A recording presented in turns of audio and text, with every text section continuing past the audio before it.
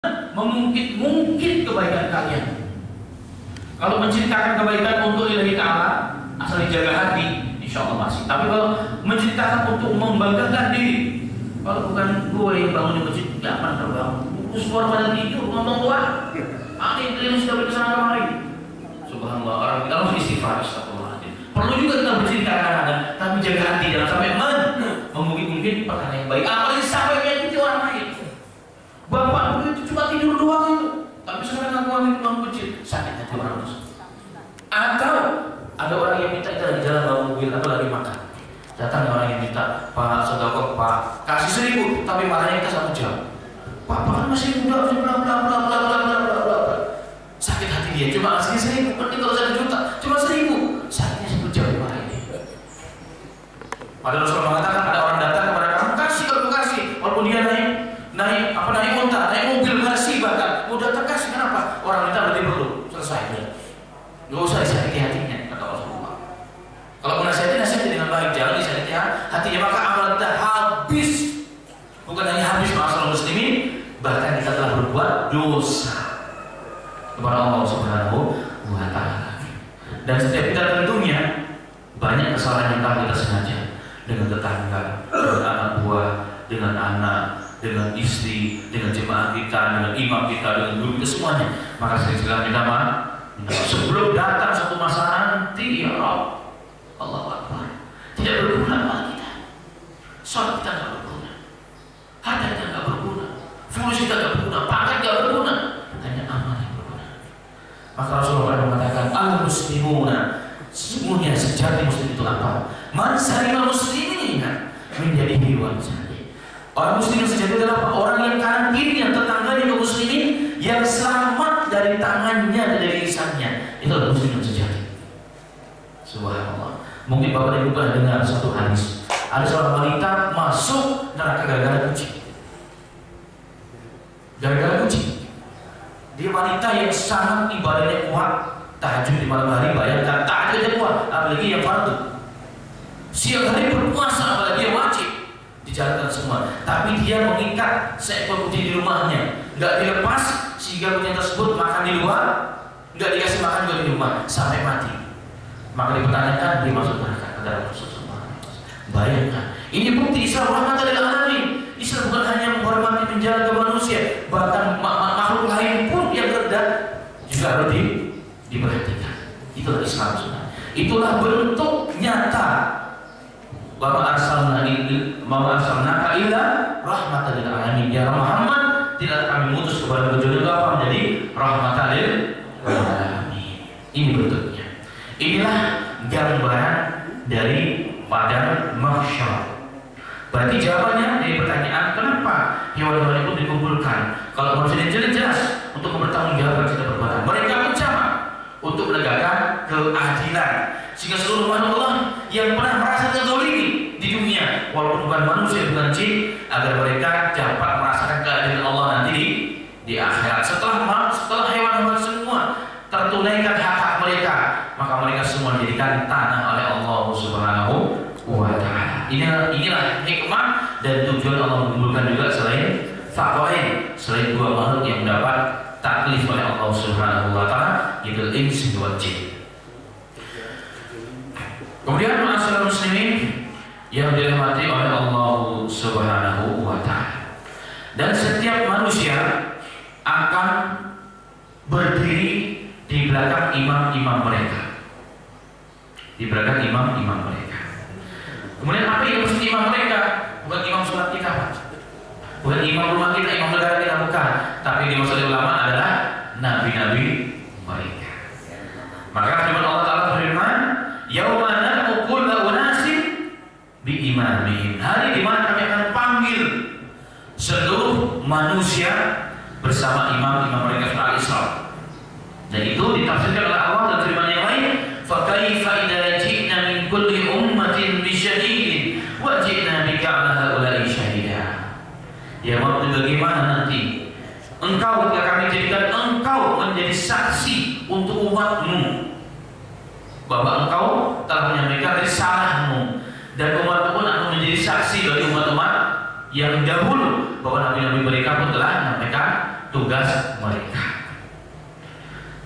Dan Allah menjadikan kita sebagai apa? Umatan wasatah, litakunu syuhada 'alan nas. Allah jadikan kita dari umat yang pertengahan dan menjadi saksi bagi umat yang terdahulu. Maka kita yang masa ini menjadi saksi. Kita bersama Nabi kita menjadi saksi bagi umat dan nabi-nabi yang terdahulu. Itu yang dimaksud. Itu yang dimaksud oleh Al-Quran. Kemudian bagaimana manusia digiring ke mahsyar, kemarin sudah dibahas. Orang-orang muslim, orang-orang yang beriman kepada Allah akan digiring oleh Allah Subhanahu wa taala dengan penuh kehormatan. Yauma nahsyurul muttaqina ila rahmani wafda. Ingatlah di hari kami mengumpulkan orang-orang yang muttaqin, orang-orang yang bertakwa. Orang bertakwa, orang paling dekat dengan Allah, orang yang paling mulia di dunia. Ila rahmani, mendatangi Allah di padang mahsyar wafda. Dia terhormat sebagai seorang utusan. Ali bin Abi Thalib mengatakan tidak mungkin seorang utusan itu jalan kaki dan tidak pakai sendal dan tidak pakai baju. Pastinya lengkap dengan kehormatannya, berpakaian dengan pakai sendal, dengan baju yang mewah dan tunggangan. Maka orang-orang mukmin berarti orang-orang yang muttaqin datang dari kuburnya kepada manusia dengan apa? Penuh kehormatan. Yang muttaqin. Sedangkan orang mujrim yang sudah dibahas dengan tanpa baju, dengan tanpa alas kaki, dengan muka yang masam, muka yang dipenuhi dengan duka nestapa, ujian hidup yang tidak ada habis-habisnya. Itu orang yang mujrim, orang-orang muslim tapi tidak menjalankan syariat Allah. Bagaimana dengan orang kafir? Allah mengatakan alladzina yusyaruna 'ala wujuhihim ila jahannam ulaika syarrun makana wa adallu sabila. Orang-orang kafir adalah orang-orang yang dikumpulkan Allah, digiring dengan berjalan dengan muka-muka mereka. Mereka adalah orang-orang yang paling jelek tempatnya dan mereka adalah orang yang sesat. Ini kemarin dibahas. Dalam hadis tersebut Rasulullah pernah ditanya, ya Rasulullah, bagaimana orang kafir kok bisa dikumpulkan berjalan dengan kepala, dengan mukanya ya Rasul? Itu pertanyaan sahabat. Masuk akal pertanyaan ini. Kok bisa berjalan dengan muka ya Rasul?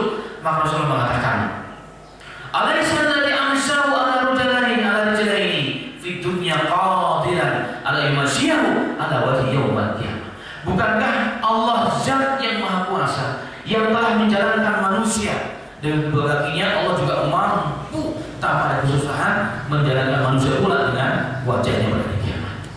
Di dunia pun kita banyak melihat makhluk lain yang berjalan dengan badannya, berjalan dengan perutnya, berjalan dengan mukanya juga pakai ulat itu.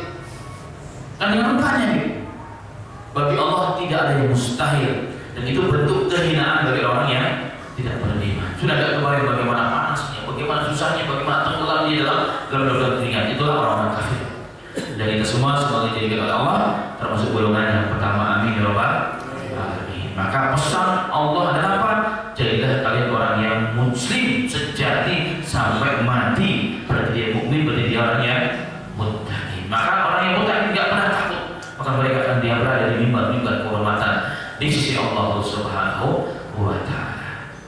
Dan terakhir mengingatkan kembali bahwa matahari didekatkan 1 mil di atas kepala manusia. Rasulullah SAW mengatakan seandainya manusia dan jin bukanlah dua makhluk yang dilindungi oleh Allah, niscaya mereka berdua akan meleleh karena panas matahari yang dasarnya luar biasa. Sekeras benda apapun di dunia dengan panas akan meleleh, tapi manusia tidak meleleh untuk merasakan mauza, merasakan siksa atas perbuatannya di dunia, dan mereka dijaga oleh Allah Subhanahu wa taala. Itulah para saudara muslimin dan muslimat, untuk hari yang seperti itu, untuk hari yang pasti, peristiwa yang begitu dahsyat, apakah kita cukup mempersiapkannya hanya dengan santai? Untuk hidup yang 60-70 tahun saja kita sekolah 6 tahun SD. Sekarang dari umur 1 tahun sudah sekolah. Untuk menstimulasi kayak orang ibu. Jadi SD itu sudah 12 tahun sekolah. Tambah lagi SMP 3 tahun, tambah lagi SMA 3 tahun, S1 4 tahun, S2 3 tahun, S3 anggap 3 tahun pertengahan. S tonton berapa tuh? Untuk apa? Untuk hidup yang 60-70 tahun. Padahal rezeki sudah ditakdir oleh Allah. Tidak ada kaitannya S3 jadi orang kaya, nggak ada. Orang S3 profesor itu jadi apa? Karena anak buahnya orang yang nggak sekolah. Saya punya kawan Bapaknya dulu hamil jadi mertua saya cuma Allah enggak. Ya enggak, saya tidak suka bukan jodoh, bukan tidak suka. Bapaknya sekolah istri pun SR namanya, SR ya Pak? SR. Sekolah SR, sekolah apa namanya? Rakyat. Saat dia lulus. Tapi perusahaannya di Indonesia Timur tidak ada satu bidang pun kecuali dia penguasanya. Yang tidak ada punya siapa? S3, profesor, ahli bidangnya masing-masing. Saya berdiri kadang-kadang. Berarti sekolah itu nggak akan menaikkan, nggak akan berubah apa sesungguhnya. Tak jadi memang. Hanya memang cara pandang hidup beda. Makanya kalau sekolah untuk cari kerjaan kalah Pak. Sekolah untuk cari apa? Cari ilmu. Bekal supaya hidup menjadi terarah sudah perintah Allah. Kalau cari kaya, orang nggak sekolah pun ternyata kaya. Maksud saya adalah untuk kehidupan yang singkat ini pun 67 tahun yang sudah dijamin rezeki kita oleh Allah. Sebelum Allah menciptakan langit dan bumi 50.000 tahun dari sesuai. Kita masih sekolah begitu luar biasa lamanya sampai ke Amerika sana dan dia itu dari sini. Sekarang sekolah masuk ijazah berapa sudah? 32 juta, SD 30 juta. Per bulannya sampai 1,5 sampai 3 juta. Gak kebayang.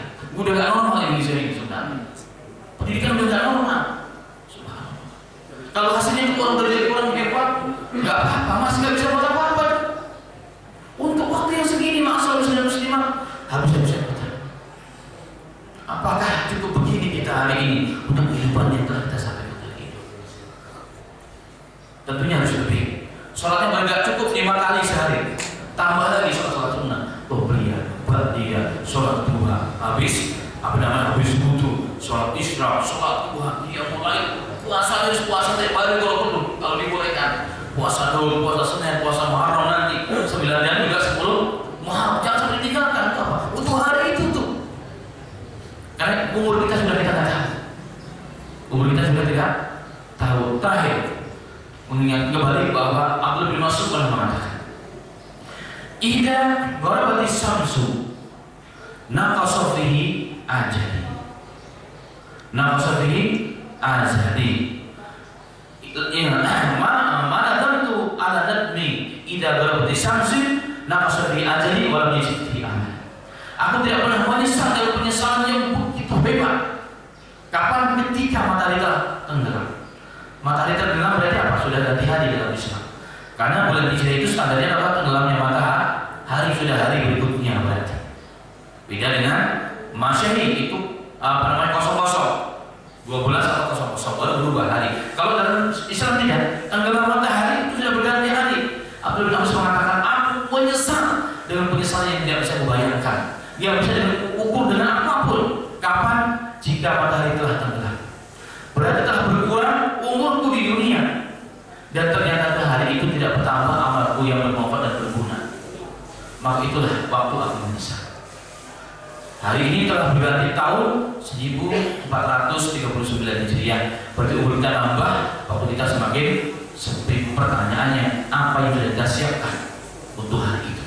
Apa yang sudah kita persiapkan? Investasi apa yang kira-kira bisa mengalir terus kalau kita sudah mati? Apa yang kita bisa? Sudah cukup nggak kira-kira?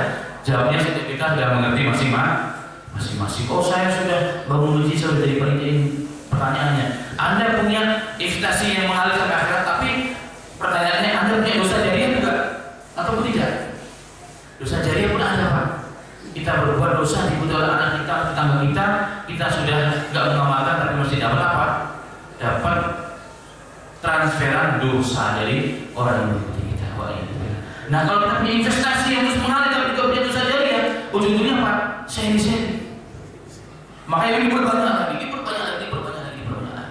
Makanya ulama mengatakan seandainya manusia tahu hakikat mahsyar, maka manusia 24 jam tidak akan pernah berhenti beribadah, sholat, puasa, berdoa, zikir kepada Allah Subhanahu wa Ta'ala. Tapi masa Allah menghijab. Yang saya sampaikan ini hanya ilmu, tapi melihat hakikatnya, sehingga kita mendengar yang tersentuh. Tapi kalau udah bangun dari masjid biasa di sini sudah beda. Pulang lagi hari Minggu ketemu dengan keluarga, ada acara undangan sudah hilang yang kita bahas lagi. Tapi minimal kita pernah mendengar. Minimal pernah ada yang mengingatkan sehingga sewaktu-waktu kita akan tersadar insyaallah. Demikian yang disampaikan kajian kita pada pagi yang berbahagia ini. Benar dari Allah Subhanahu wa Ta'ala yang menyampaikan. Salah dari saya dan syaitan sendiri berlalu dan manusia yang beristighfar kepada Allah. Khud masuk pada makanan dan baik dengan yang tidak baik. Walhamdulillah. saya kembalikan kepada pembacaan firman Allah. Alhamdulillah, ya Allah, pada Ustaz kita yang menyampaikan pelajarannya pagi